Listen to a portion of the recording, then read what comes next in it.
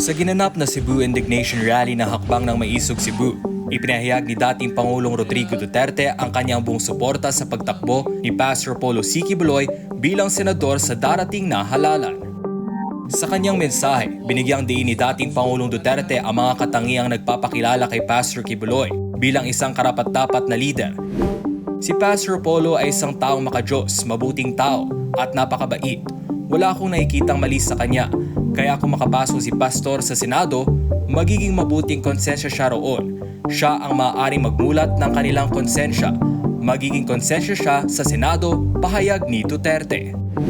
Idinagdag pa niya na ang kasalukuyang Senado ay nangangailangan ng isang leader na may malinis na intensyon at matibay na paninindigan. Kulang sila roon ng gabay kung ano ang tama, kung ano ang mabuti at kung ano ang hindi. Si Pastor ang nakikita kong magdadala ng pagbabago sa Senado para sa Diyos, dagdag niya. Nanawagan din si dating Pangulong Duterte sa lahat ng Pilipino na suportahan at iboto si Pastor Quiboloy.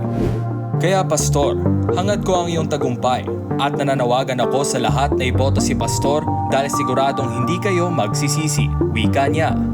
Malapit na magkaibigan ang dating Pangulo at si Pastor Quiboloy na minsang nagsilbi bilang kanyang spiritual advisor.